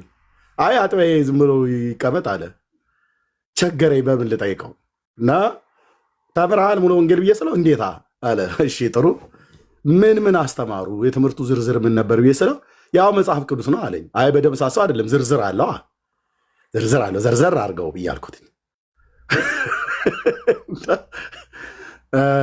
በቃ መጽሐፍ ቅዱስ ተምራለህ? መጽሐፍ ቅዱስ አለኝ። ኦኬ የደህንነት የክትትል የደቀ መዝሙር ብሎ የሚለውን አያውቀውም። ልተው፣ ለአንዳንዶች መረጃ ነው። ኦኬ እና ተጠምቀሃል አይደል ስለው አዎ ተጠምቄያለሁ አለኝ። ጥሩ ሙሉ ወንጌል ተጠመቀው? አዎ። ማን ያጠመቀ ፓስተር? እረሳሁት አለኝ። እንደዚህ አይነት ስንት እኮ ነው የሚይዛቸው። እረሳሁት አለኝ። ኦኬ ፓስተሩ ረሳ ያጠመቀ? አዎ። እዛ ቸርች ውስጥ የምታውቃቸው ፓስተሮች ምንም የሉም? አንዱም ትዝ አይለኝም ማለት። ትሄዳለህ ቸርች? አዎ እሄዳለሁ። እዛ መድረክ ላይ ወጥቶ የሚያገለግለው ሰው እሑድ እንኳን ማስታወቂያ ሲነገር አቅም ዛሬ ወንጌላዊ እንትናን የሚያገለግለን እግዚአብሔርን ቃል የሚያቀርብልን ፓስተር እንትናም ይባላል። ዘማሪም ዘማሪ ዳጊ ከሆነ ዘማሪ ዳጊ፣ ወይ ተከስተ ከሆነ ተከስተ የሚዘምረው ተብሎ ይባላል። አይባልም እንደ አንተ? እኔ እኮ ቤተኛ ነኝ፣ ቆንጅዬ ጴንጤ ነኝ አልኩህ። እና እንኳን አይደለም ቃል እግዚአብሔር የሚያገለግለው ተጋባዥም አገልጋይ ይሆን ቤት ውስጥ የሚሆን ይጠየቃል። እና እንዴት እሱን አልሰማሁም? አንዱም ትዝ አይለኝም ይላል። እሺ በምን ተጠመክ ብሎ ሲል በኢየሱስ ስም ነው አይደል ያጠመቀችው ሙሉ ወንጌል ብዬ ስለው አዎ በኢየሱስ ስም ነው ያጠመቀችኝ አለ። አሁን አንተ ሚዩት አድርገው ብዬ አንተ ውሸታ እለዋለሁ። እኔ ክርስቶስ ባሪያ አንተ ውሸታ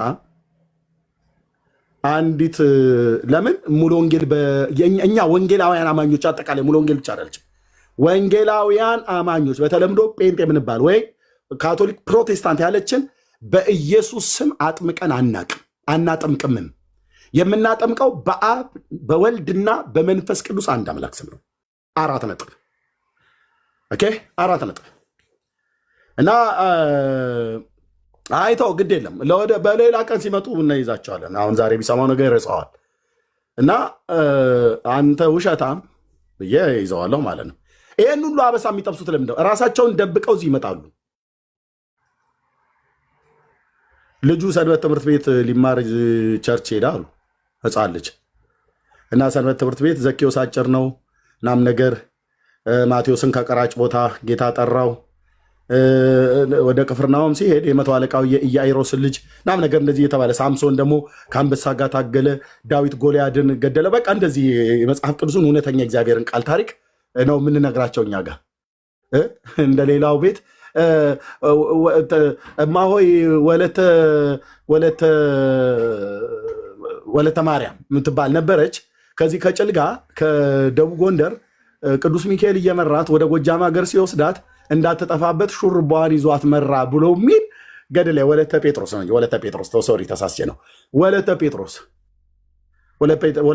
ስለሚባሉ ስለሳቸው አይደለም። እናታችን እና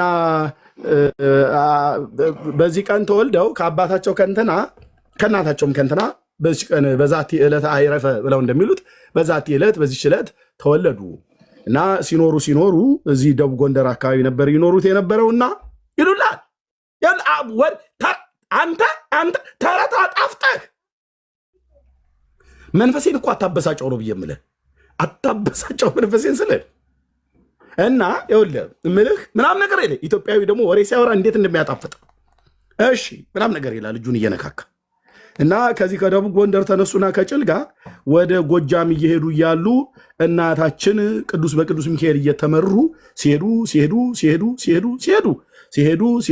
ይልላል። ህፃናት ልጆች ማግልገሌ ጥቁር ፍየሌ በዚህ ጋ ሄዳ በዚህ ጋ መታ እና በዚህ ጋ ሄደች እዚህ ጋ ገባች ምናምን እና ሲሄዱ ልልሃል። የት ነው ማረፊያቸው? ወለተ ጴጥሮስ እና እንደዚህ አይነት ተረት ይነግሩሃል። ባለ እኙት ባለ ጉድሯ ወለተ ጴጥሮስ ሚካኤል ወደ ገበያ እንደሚሄድ በግ ሹርባዋን ይዞ ነው የሚነዳት።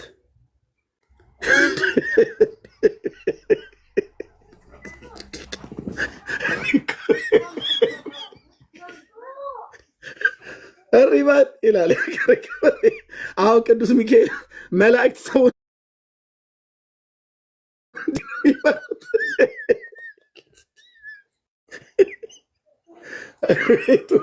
አቤቱ ጌታ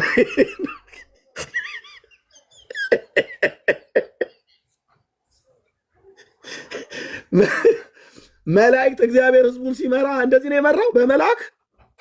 ኧረ ተውን በመድኃኒዓለም እንኑርበት እኮ ነው ብዬ የምልህ።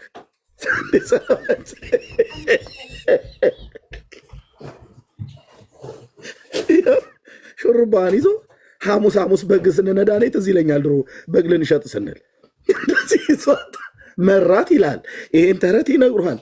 እኔ ዝንቤን እሺ እያልኩ እኮ እዛ ስጠጣልህ ነበር።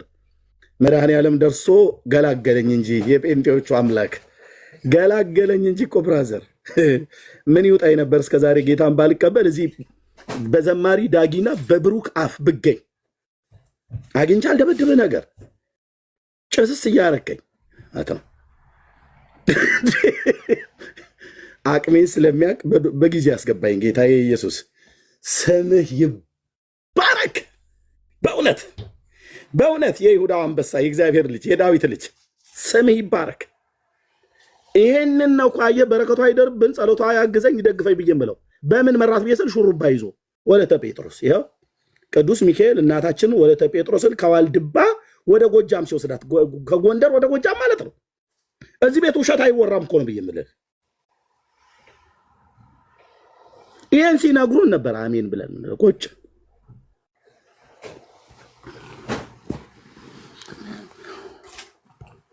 አንተ ውሸታ አምለዋለሁ ሙሉ ወንጌል በኢየሱስ ስም አጥምቃኛል ሲል አንተ ውሸታ ነው ብየምለው ምክንያቱም እኔ ጴንጤ ነኝ ልብ በል ወንድሜ ሙሉ ወንጌል ፈርማ መሰረት ክርስቶስ ፈርመው ቃልዮት ፈርመው ለኛ ተሟገተልን ብለው መስጠት አይጠበቅባቸው በክርስቶስ አካል በሆነች በቤተ ክርስቲያን ውስጥ በአካል ውስጥ ባሉ ብልቶች ውስጥ አንድ ውስጥ ነኝ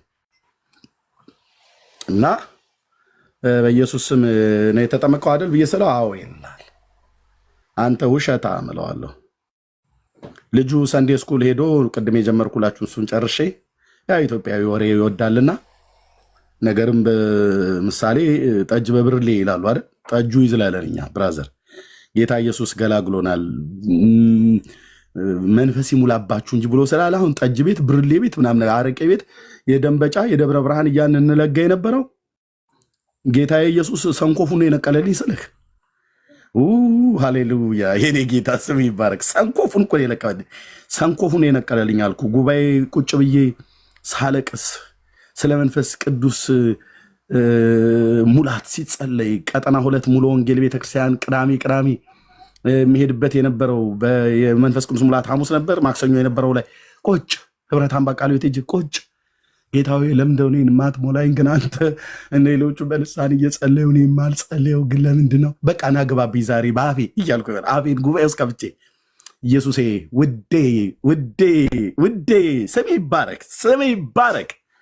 ይባረክ ብታየን ጉባኤ ውስጥ ይሄ ወንበር ስር ተረብቆ የሚነፈርቅ ነው ብለህ የምትለኝ እርቦኝ ነው ጠምቶኝ ነው ግን ምንድነው የራበህ ምንድነው የጠማ ብለህ ትለኝ ክብሩ የእግዚአብሔር ክብር ሃሌሉያ ክብሩ ለምንድነው ግን ማትሞላኝ እኔ እነዚህ ፓስተሮች እየጸለዩ እኔ ውስጥ እየተቃጠለ ለምንድነው ምኖረው ጌታዬ ብዬ እዛ ካፍንጫዬም እየጠረብኩኝ የሚጠረገውን ከዓይኔም እየጠረብኩ እዛ ግባ ወንድሜ ትሁት ሆነህ ቅን ሆነህ አልቅስ ጴንጤ ሲያለቅስ ነው የሚያምርበት በጌታው ፊት ተንበርክከን ጌታዬ ሆይ ብድግምለው ጌታ ጸጋ ረድቶኝ ማለት ብድግምለው ስለ አጋንንት ተቃውሞ ጸሎት ስንጸልይ ነው ብድግምለው ይወጋ ብሎ ለማለት በቃ ያ ተወኛልኩ መንፈሴ አግሬሲቭ ነው የሚሆነው እንዲህ ዝም ብሎ እንቶ ፈንቶ ይሆን አይደለም በእግዚአብሔር መንፈስ ኃይል ማለት ነው እና በዛ ሰዓት ብቻ ነው ገባብኝ እና ገባ ውስጤ ለምንኔን በልሳን ጸልይ ለምንድነው ግን ማታረገኝ መጣ ንጉሱ እየተራመደ በራሱ ጊዜ በራሱ ሰዓት እኮ አልኩ የማላቀውን ሰማያዊ ቋንቋ ስናገር የኔ አባት እዚህ ቦታ አይደለም ኤርሚያስ በልሳን ይጸልያል ተብሎ ነው መባል እዚህ ቀበሮም በጎቹን ፊት አልልም በጎቹ ጉባኤ ወገኔ ጋር ሰውን ጸልያለሁ በጉባኤ ሌላው ሊረብሽ በማይችል ሁኔታ አንተ የእስራኤል አምላክ ማለት የጴንጤዎች አምላክ ነው አንተ ወንድሜ ስማኝ በጌታ የሆንከው በጌታ የነበርክበት ዘመን ንጉሱ ወደ ከስልጣን ሲወርዱ ነበር ጌታ የተቀበልኩት ብለህ የምትለው አንዳንዱ አሁን ግን የት ነው ያለው አሁን የሰለጠንክ መስሎ ከጉባኤ ይርቀሃል መሰረተ ክርስቶስ ነበረ ጌታ ለምታመልከው አሁን የለም መሰረተ ጫት ቦታ ነው ያለው መሰረተ ድራፍት ቦታ ላይ ነው ያለው ና መሰረተ ክርስቶስ አሁን መሰረታቸውን ጫት ካደረገ ትውልድ ጋር ሄደቆች ብላል ያዕቆብ በዚህ ርስት የለውም ብለው ተላይ ሆሊነስ ቱ ዘ ሎርድ ቅድስና ለእግዚአብሔር ብለህ ተላይ መሰረተ ክርስቶስ ነበር አሁን መሰረተ ጫት መሰረታቸውን ያደረጉ ትውልድ መካከል ምን ታረጋለህ አይ ምል ኤርሚ ስላልገባ ነው ጉባኤ መካከል እኮ ብዙ ፓስተሮቹ ምናምን ተወሱም ብራዘር መሰረተ ጫት ቦታ ምን ታረጋለህ መሰረተ ድራፍት መጠጥ ምን ታረጋለህ መኖሪያቸው መጠጥና ጫት ያደርጉ ለነሱ አትማልድላቸውም እንደ ጉባኤ ሆነህ እግዚአብሔር ሆይ እዛ ውስጥም አሉ ዛሬ ከሚጠጡ ዛሬ ከሚያጨሱ ከሚቅሙ ዛሬ ፒፓ ከሚነፉት መካከል ወንጌላውያንን ልታስነሳ ትችላለህ፣ ነቢያትን ልታስነሳ ትችላለህ፣ ዘማሪዎችን ልታስነሳ ትችላለህ ብለህ አትልም እንዴ? እናቶቻችን ይሉ እንደነበረው እኔ የጴንጤውም ጸሎት ነው ወደ ጌታ እንድመጣ ያደረገኝ። እኔ እናንተ ሳታውቁኝ እኔም ሳላውቃችሁ ስትሉ ነበር በጉባኤ ወንድሞች፣ እናቶች ጌታዬ ኢየሱስ እናቶች በተለይ ደግሞ ደስ ሲሉኝ በቃ ሲናገሩ ለዛ ሁሉ አላቸው። ጌታዬ ኢየሱስ የሳሮኑ ጽጌረዳ ሂድ ገዳም ግባና ትውልድን አድን ስትሉ ነበር እንዴ በጸሎት? እማዬ ሰምቶታል። መድኃኒዓለም ክርስቶስ ምስክሬ ነው። ሂድ ገባና መስጊድ ውስጥ ሁሉ ሼጎቹን ሁሉ በፍቅር ይማረኩ ብለው ሲሉ ሰምቶታል ጌታ።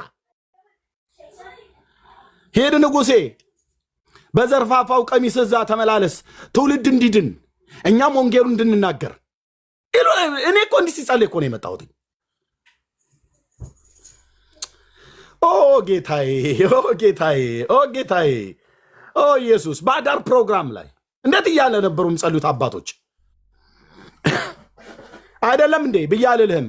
በአዳር ጸሎት ፕሮግራም ላይ በጣም ብዙ ጊዜ ተገልግያለሁ።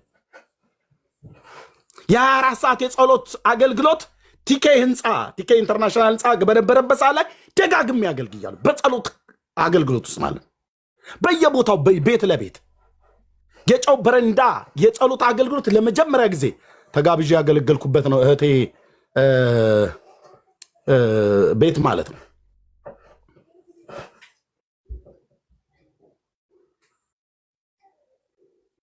ባባ ስም ይባረክ።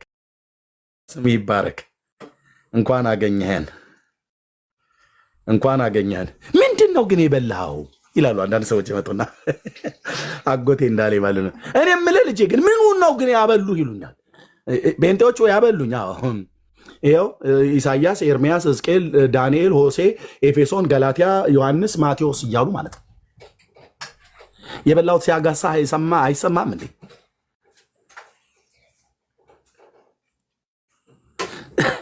እኔ ኤርሚያስ ብዙ ጊዜ ሰማለሁ። እኔ ኦርቶዶክስ እምነት ተከታይ ነኝ። ብዙ ጊዜ ሰማለሁ፣ ግን ምንም ወንጌል ሲሰብክ አይቻለቅም። እንዴት ታዲያ ዝም ብለሽ ትሰሚኛለሽ? አይ ይሄ ሰውዬ ቁም ነገር የለውም ብለሽ አትለይም፣ አትሄጂም። ይኸውልሽ ክብሩ ብቻ እዚህ ቁጭ ብለሽ እንድትሰሚ ያደርግሻል። አይ እኔ ብዙ ጊዜ ሰማው፣ 4 ዓመት ሙሉ ሰማው፣ ምንም ቁም ነገር ስትናገር አልሰማው። እንዴት 4 ዓመት ሙሉ ቁም ነገር የማይናገር ሰውዬ እንዴት ትከታያለሽ? በመድኃኒዓለም እስኪ እውነቱን እናውራ።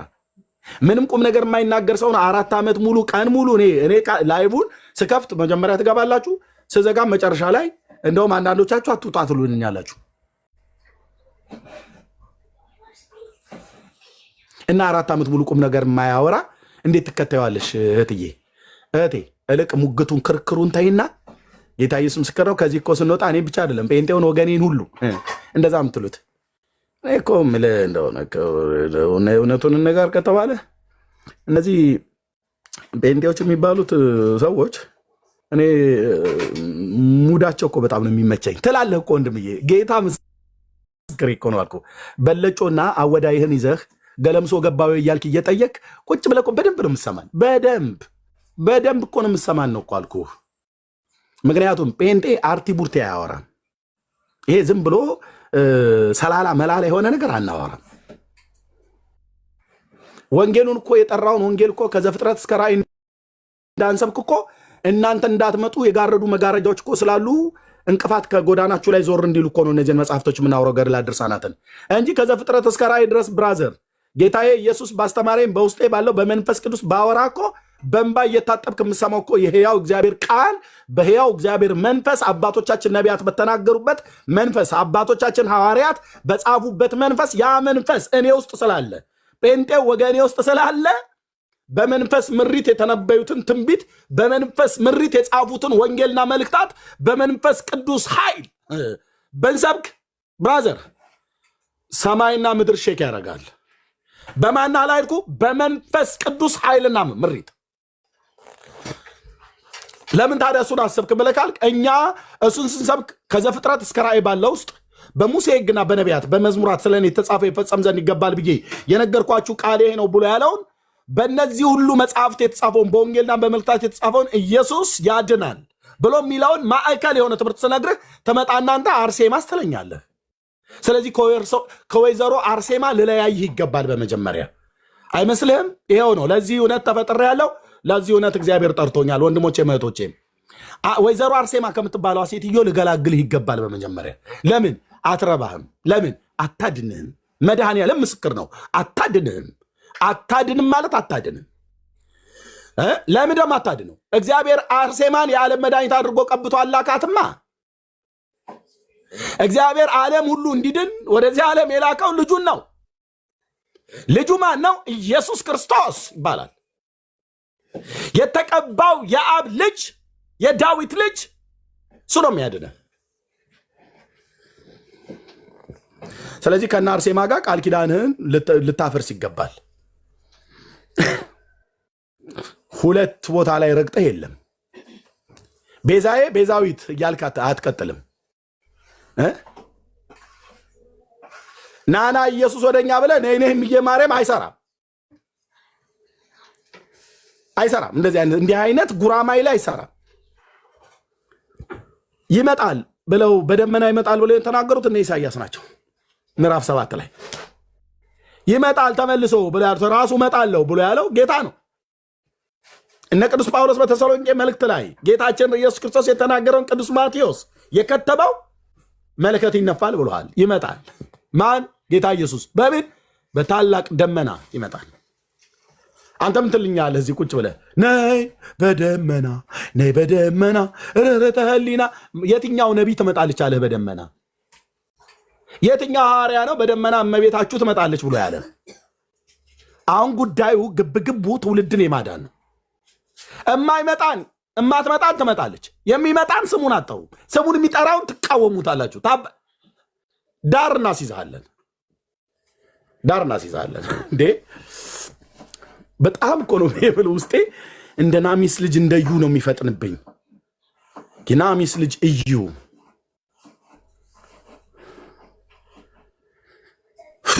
የኔ አባት ስምህ ይባረክ። ነይ በደመና ትላለህ እንዴ? ጴጥሮስ በደመና ትመጣለች ብሎ ተነገረ እንዴ? ቅዱስ ጳውሎስ በደመና ትመጣለች ማርያም ብሎ ጻፈ? ወደ ቤት ወሰዳት የተባለው ሐዋርያ በደመና ትመጣለች ብሎ ተናገረ እንዴ? በራእዩም ላይ በሶስቱ መልእክትና በወንጌሉ ላይ ዮሐንስ አልጻፈ? በደመና ይመጣል ብለው ያሉት ኢየሱስ ክርስቶስን ነው። የብሉይ ኪዳን ነቢያት በደመና እመጣለሁ ብሎ ያለው ጌታ ነው። ሐዋርያቱ ናቸው ያሉት። አንተ ከበሮ ይዘህ ነይ በደመና ነይ በደመና ርኅረተ ሕሊና ትላለህ። አትመጣ። በእውነት ቁርጣችሁን ወቁ። ምስክሬ ጌታዬ ኢየሱስ ክርስቶስ ነው። ማርያም አትመጣም። እመጣለሁም ብላ አልተናገረችም። ትመጣለችም ብለው ነቢያት ትንቢት አልተናገሩ። ቅዱሳት ሐዋርያትም አልሰበኩም። እውነቱ ይሄው ነው። እመጣለሁ ብሎ ያለ ጌታዬ ነው። ይመጣል ብለው ያሉት ኢየሱስን ነው። ይመጣል ብለው ሐዋርያት የተነበዩትም ሐዋርያቱ የሰበኩት ነቢያቱ የተነበዩት ኢየሱስ ክርስቶስን ነው። ስለዚህ ይመጣል። መለከት ሊነፋ በደጅ ነው። ብራዘር እምትገባ ከሆነ ግባ። አንድ በር ብቻ እግዚአብሔር አዘጋጅቷል። 44 አልበረጋገደልህም። በየስፍራው እንደፈለጋችሁ ተንጠልጠላችሁ ምኑ ብሎ በሩ እኔ ነኝ፣ በእኔ የሚገባ ቢኖር ይድናል ብለዋል። አንተ አርሴማ በተባለች መስኮት በኩል ትገባለህ። ሌባ ና። በዮሐንስ ወንጌል መጽሐፍ ምዕራፍ 10 ሌባ ነው። በበሩ ማይመጣ በመስኮት እገባለሁ ብሎ የሚል ሌባ ነው ይላል። እና ወንበዴ የጌታ እኮ ንግግር ነው። እንደ ኤርምያስ ሰደብ ከመለከ ዮሐንስ 10 ላይ እኮ ነው የተጻፈው። በአርሴማ በኩል እገባለሁ ብለህ ብትል ሌባ ነህ፣ በማርያም በኩል እገባለሁ መንግስተ ሰማያት ብለህ ብትል ወንበዴ ይላል ጌታችን። ምክንያቱም አነ ውእቱ ኖላዊ ኄር ዘበአማን ያለው አለቅ አለቅ። ቴንኪው መንፈስ ቅዱስ እንኳን በዛ ሳደግ አሳለፍከኝ። ቴንኪው። አነ ውእቱ ኖላዊ ኄር ዘበአማን ብሏል። የበጎች እረኛ እኔ ነኝ ብሏል። በረኛው ሲከፍትልህ የከፈተልህ በልጁ በኩል ነው። የምትገባ ከሆነ የምሕረት በር ሳይዘጋ ና ግባ። ኢየሱስ የሚባል ገናና ጻድቅ ጌታ በእርሱ በኩል ወደ አብ እንድንገባ በር ሆኖ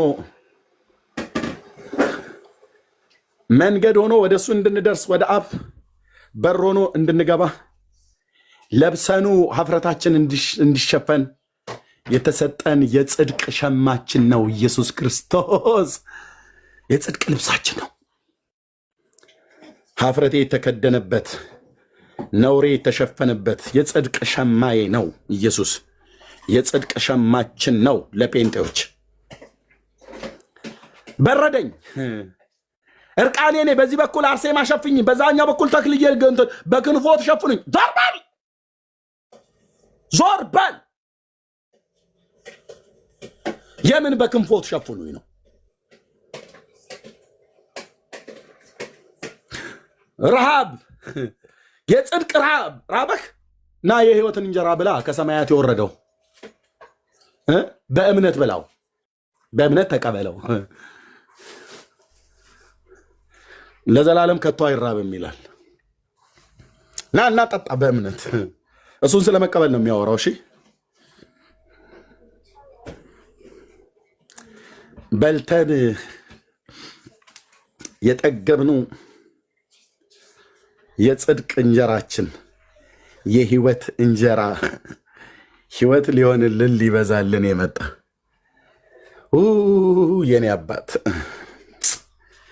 የኔ አባት ጌታ ኢየሱስ እኔ በልቼው ለብሩኬ ያልቅበታል።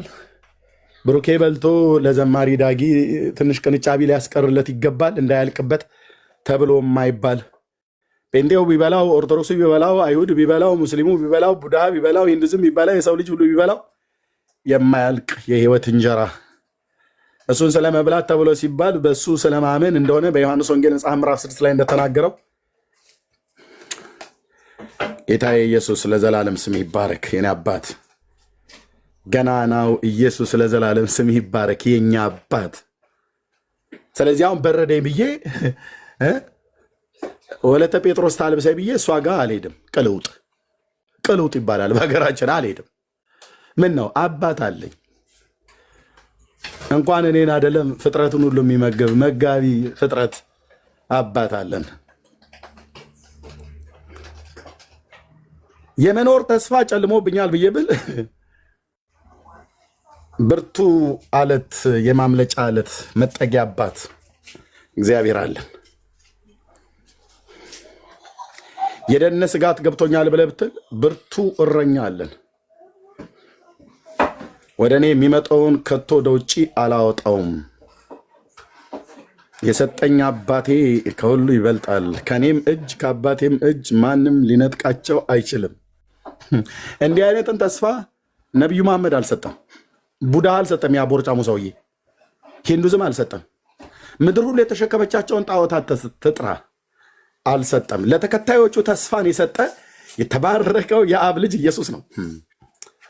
ከወዴት እንደመጣ አውቆ ወዴትም እንደሚሄድ አውቆ ማበሻን ጨርቅ አንስቶ እግራቸውን ካጠበ በኋላ እንግዲህ ወዴት እንደሚሄድ አላቅም ብሎ አላለም። አየህ፣ እነ መሐመድ ግን ሲጠየቁ ወዴት እንደሚሄድ አላቅም ነው ያሉት። ቻለው።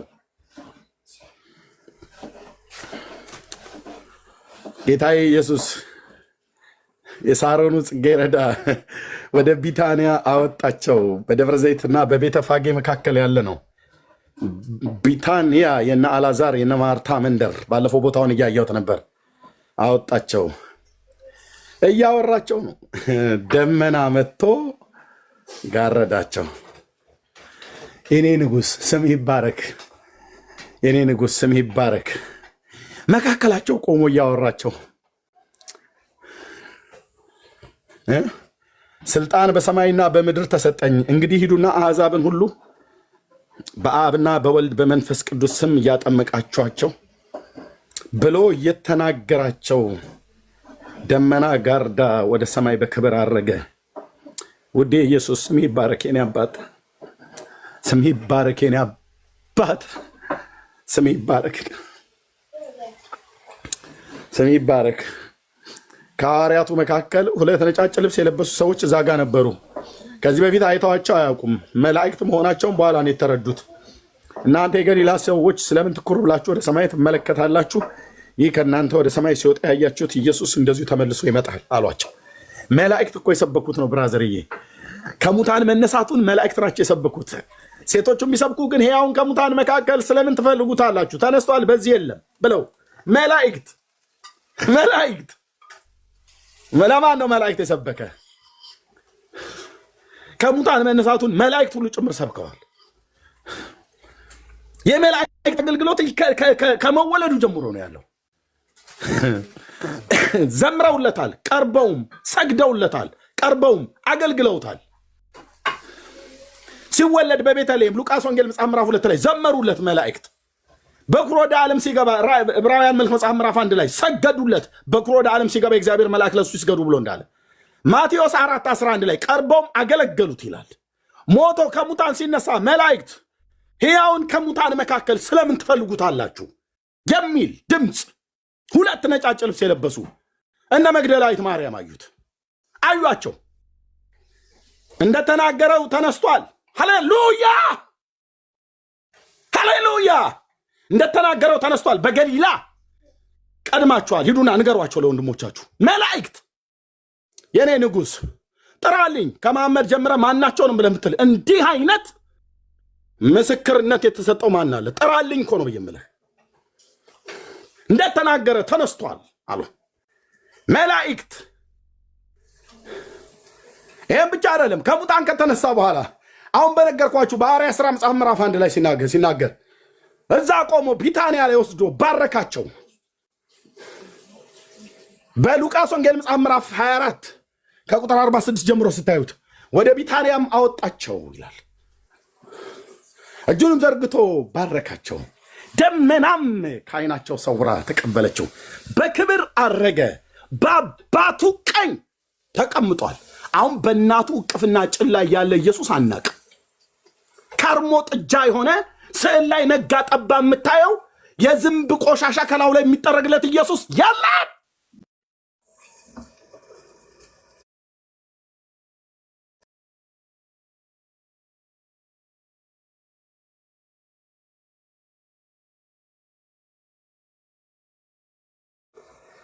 እሱ ውስጥ ነው ያለው። እሱ በስሙ ያመኑትን ንስሐና የኃጢአት ይቅርታቸውን ሰጥቷለሁ ብሎ እንዳለ በእኔ ውስጥ ይኖራል፣ በወንጌል አማኞች ወንድሞቼና እህቶቼ ውስጥ ይኖራል በመንፈሱ። ኦ ሃሌሉያ ሃሌሉያ!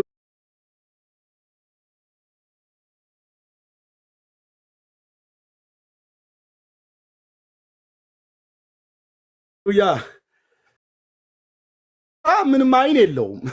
ነፋሱ ሁሉ እየጠረገ አምጥቶታል። እስኪ ባክሽ ይሄ ምስል ነው ስዕል አድህኖ እዚህ ተቀምጦ አቧራውን ሲያራችለት እንግዳም ሊመጣ ነው። ቤቱ ቁሽሽ ብለ እንትን ሳሎኑን ሲቸብቸብ አድርጊው ብለህ እንደሚባል ከግርግዳው ላይ አውርደ ስዕልህን የሚካኤል ነው ብለህ ቸብቸብ አድርጎ ለስል ሳቄ ይመጣል። እንደ ነቢዩ ኤልያስ ነው ማላግጥብህ አልኩ። ለምን አትለኝም? ገናናውን የተፈራ ገናና የእግዚአብሔር መልአክ ቅዱስ ሚካኤልን አንተ ቤት አውርዳ አቧራ ታራግፍለታለህ አይደል? እንዴት ብትንቁ ነው? እናንተ ሰዎች እኮ ናችሁ መታችሁ እኛን ደግሞ መላእክት አታከብሩም ብላችሁ የምትሉት። ይህንን አገልግሎት ለማ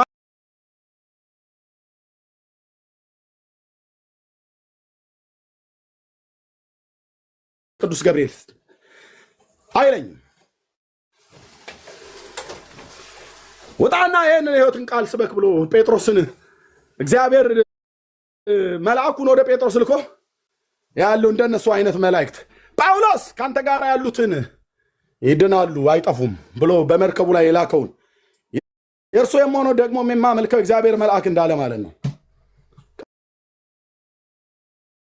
ቅዱስ ገብርኤል አንገቱን በጥሰው ቀንጥሰው ብለህ ስትል እስቅብሃለሁ አልኩ። ብራዘር ለምን ይቀነጥሰኛል? ቅዱሱ መልአክ እሱ የሰበከውን ወንጌልኛ እየሰበክ እንዴት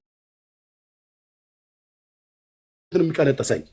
ራሱ ገብርኤል እኮ ተሳስታል ኤርምያስ ብለህ ካልከኝ ቅዱስ ገብርኤል ነው ያሳሳተኝ። አየህ ጴንጤ እኮ በጣም ተሳስታችኋል፣ እውሮች ሆናችኋል ብለህ ብትለን እንግዲህ እውነትን መናገር እውር ከሆነ ቅዱስ ገብርኤል ነው እንደዚህ ያሳሳተን። እንዴት መድኃኒት ክርስቶስ ጌታ በቤተልሔም ተወልዷል ብሎ ነጥሎ የሰበከ ሰባኪ ቁጥር አንድ እሱ ነው።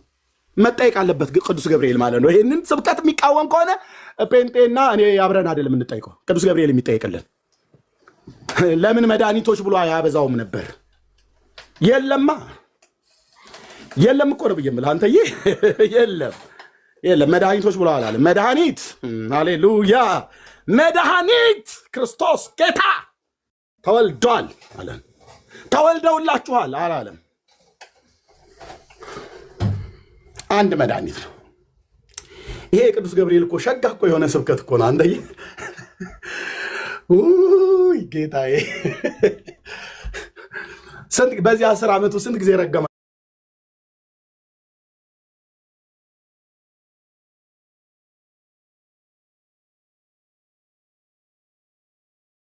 እዛ ሄዶ ሜዳ ፈልጎ ይጋልብ እንጂ እኔ ላይ ምን ይጋልባል? እኔ እኮ የልዑሉ መንፈስ ያለብኝ ሰው ነኝ። ጴንጤ ላይ ሂድና ጋልብባቸው፣ ቅዱስ ጊዮርጊስ ፍጫቸው፣ በፈረስ ሂድባቸው ትላለህ እንዴ? ባለቤቱን ካልናቁ አጥሩን አይነቀንቁ ይላል ያገሬ ገበ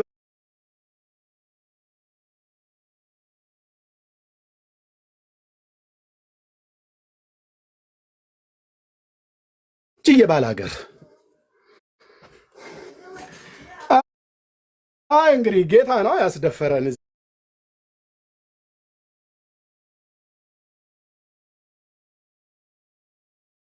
ቢላይ እንደዚህ ብለው የሚሉ ሳለ አቡነ አረጋዊ በእውነት ይፍረዱብህ አንተ ሰውዬ ይለኛል። እኔ እፈርድበታለሁ። ለምን የሚፈርድብኝ? እኔ ለአቡነ አረጋዊ የሚባል ሰውዬ ማን ነው ፈራጅ ያደረገው? ምንድን ያልከኝ? ማን ነው ፈራጅ ያደረገው? ፈራጁም አዳኙም እኮ ውስጤ ነው ብዬ የምልህ። የኔ አባት ስም ይባረክ። ሃሌሉያ ሃሌሉያ። በአንተ መንፈስ የተነካ ቦታ የምረርጥም ለማምለኪያ ነው ምናምን ነገር ብሎ ይዘምረዋል ወንድማችን። ልክ እንደዛ ማለት ነው። ተመንፈስ በጌታ መንፈስ ትነካ። እንዲሁ ነበርኩ ሀገሬም እያለሁ 2 ጊዜ ነው ከእጃቸው ሞት ያስመለጠኝ። አንዱ ዓለም ባንክ ጀሞ ጋራ መውጫው ጋር ባለችዋ ሜዳ ጎርጓዳዋ እዛ ጋር ሬሳዬ ይወድቀ ነበር። እዛ ጋር ፍጻሜ ይሆን ነበረ።